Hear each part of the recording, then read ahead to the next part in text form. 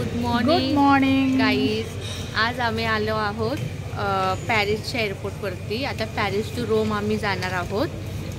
तिथे आता सर्व एक्सप्लोर करायला. तर हे आहे एअरपोर्ट, डोमेस्टिक एअरपोर्ट आहे हे. बाहेरचा व्ह्यू आहे.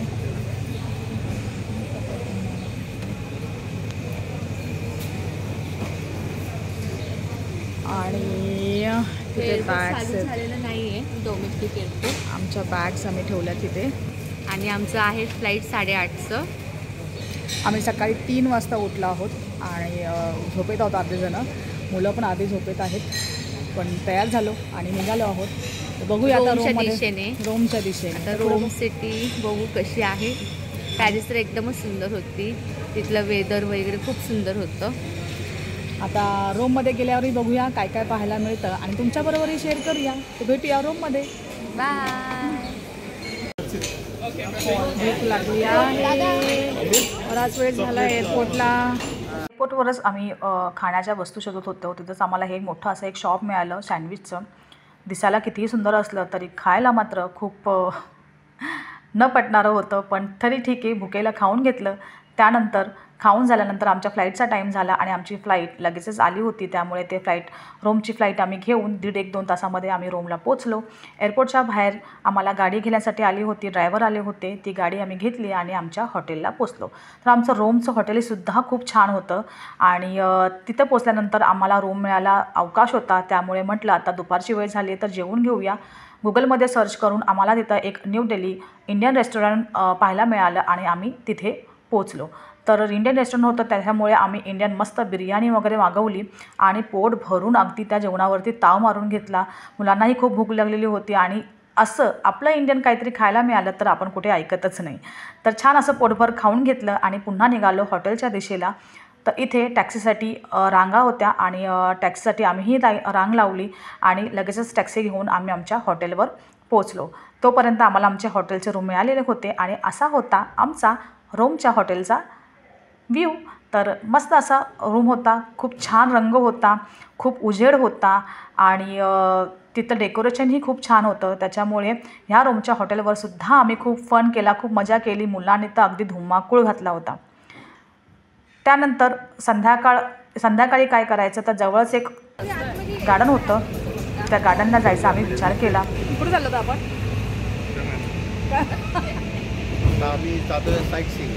साईट सीनला फाउंटन आहे जवळपास तो बघायला. काय रोमनचे तुटलेले फुटलेले आयटम बघून रोमनचे तुटलेले फुटलेले आयटम बघायला चालले.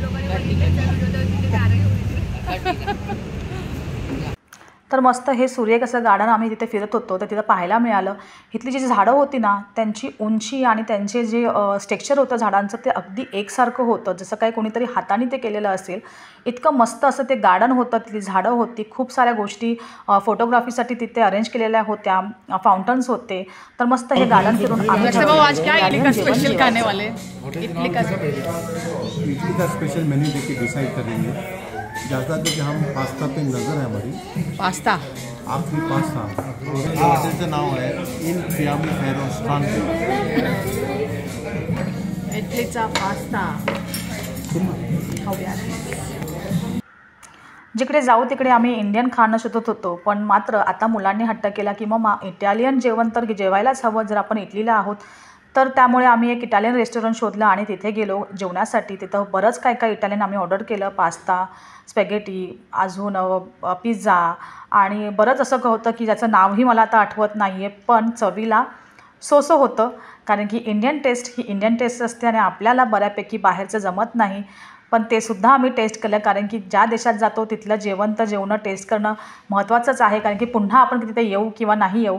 तर तिथलेच रेस्टॉरंटचे जे ओनर होते ते सुद्धा इतके छान होते. त्यांनी आम्हाला खूप छान वेलकम केलं आणि खूप छान वाटलं त्यांना भेटून. त्यानंतर एक तिथली फेमस आईस्क्रीमचं शॉप होतं, ते आम्ही तिथे शोधून काढलं, कारण की मुलांना खायची होती तिथली फेमस आईस्क्रीम आणि ते शॉप आम्हाला जवळच आमच्या हॉटेलच्या मिळालं. त्यामुळे तिथे जाऊन आम्ही नक्की आईस्क्रीमचा स्वाद घेतला. तर आईस्क्रीम खूप छान होती आणि मुलांनी खूप मजा केली आईस्क्रीम खाताना.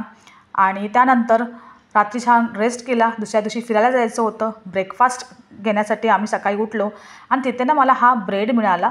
असं बघून वाटणार नाही तो ब्रेड आहे, पण हा कोळशापासून बनवलेला ब्रेड आहे असं काहीतरी नाव होतं तिकडे, पण चवीला अजिबात टेस्टी नव्हतं. व्हॅटिकन दुसरं बोला आज काय आपल्याला कुठं जायचं आहे?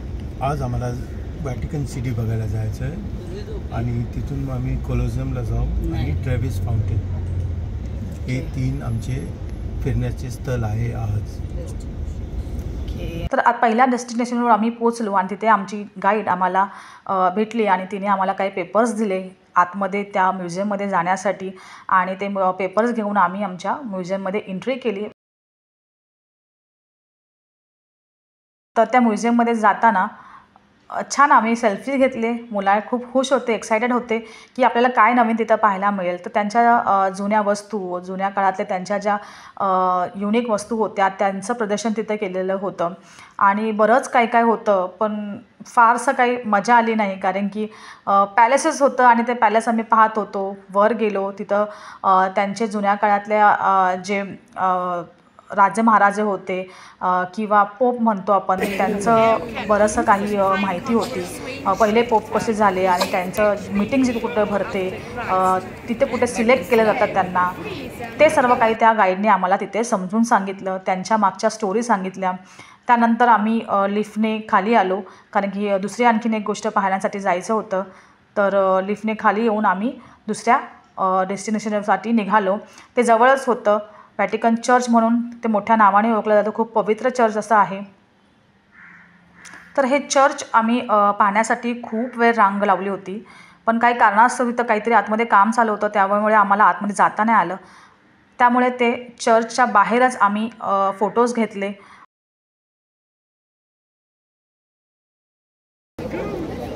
इथे आपण आलो आहोत रोममध्ये, व्हॅटिकनमध्ये, जे मोठं चर्च आहे, मेन इथलं चर्च आहे आणि खूप पवित्र असं मानलं जातं. ते आपण इथे पाहतो आहोत व्हॅटिकनमध्ये आणि खूप प्रचंड सुंदर असं चर्च होतं. जेव्हा कधी पोपची निवड होते तेव्हा ते पोप तिथे आपल्याला भेटण्यासाठी येतात असं त्या गाईडने आम्हाला सांगितलं तिकडे. आणि निघालो पुन्हा एकदा दुसऱ्या ठिकाणी जाण्यासाठी. तर जाताना हे खूप सुंदर असं दृश्य मला पाहायला मिळालं.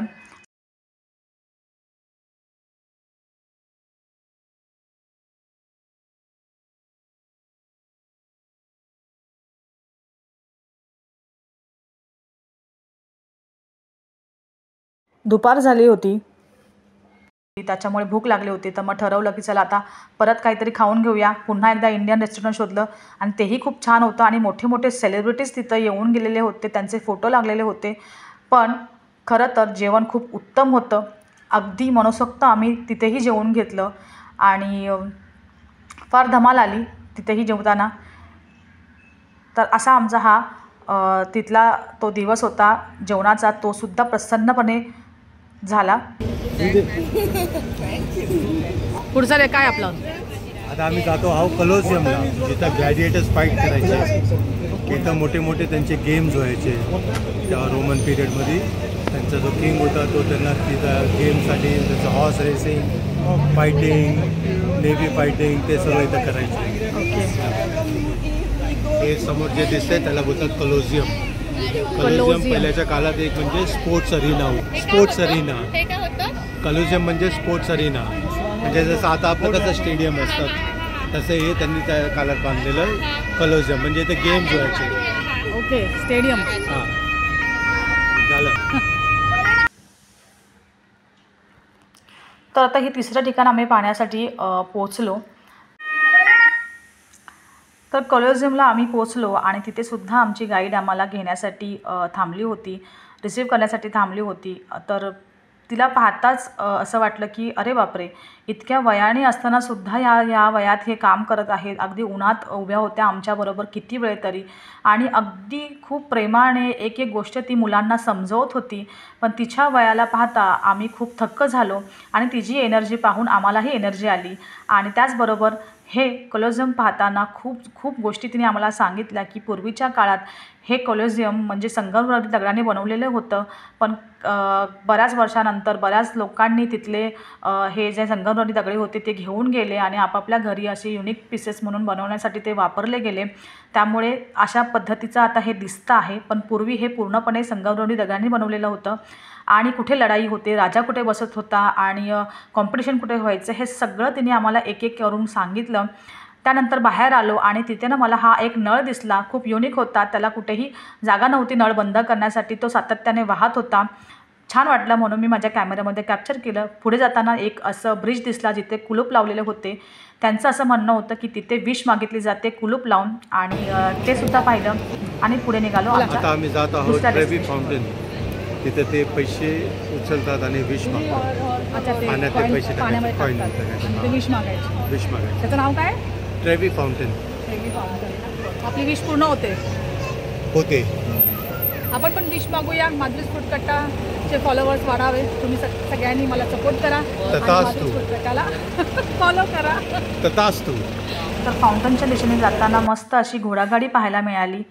खूप छान वाटलं बघून. तिथलं वातावरणही खूप सुरेख होतं आणि भरपूर प्रचंड गर्दी होती आणि सगळेजण आपली मनोभावे विश मागत होते.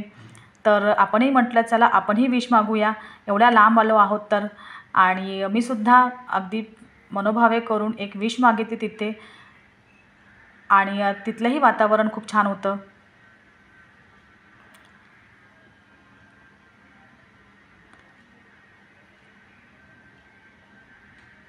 तर तुमच्या आशीर्वादाने माझीही विश पूर्ण व्हावी हीच देवाजवळ प्रार्थना. आणि ते सर्व काही फिरून झाल्यानंतर आम्ही पुन्हा घरी आलो.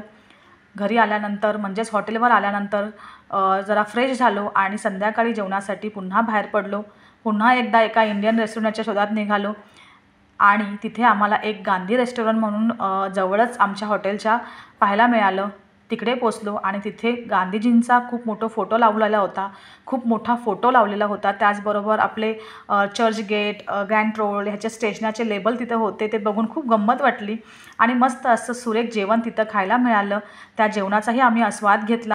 तर अशा प्रकारे रोमचा प्रवास माझा तिथे संपला. खूप मस्ती, खूप धमाल, खूप सारं जेवण, अगदी इंडियनपासून इटालियनपर्यंत सगळ्याचाच आस्वाद घेतला आणि एक जेवणाची नवीन गंमत सगळ्या देशामध्ये पाहायला मिळाली आणि ती तुमच्याबरोबर मी शेअर केली. रोममधल्याही बऱ्याचशा गोष्टी मी तुमच्याबरोबर शेअर केल्या आणि अशाच गोष्टी मी तुमच्याबरोबर नेहमी शेअर करत राहील. तुम्हाला आवडतील नाही आवडतील पण ते मला नक्की कमेंट करून सांगा आणि माझ्या चॅनलला लाईक, शेअर आणि सबस्क्राईब करायला विसरू नका. भेटूया पुढच्या व्हिडिओमध्ये. थँक्यू.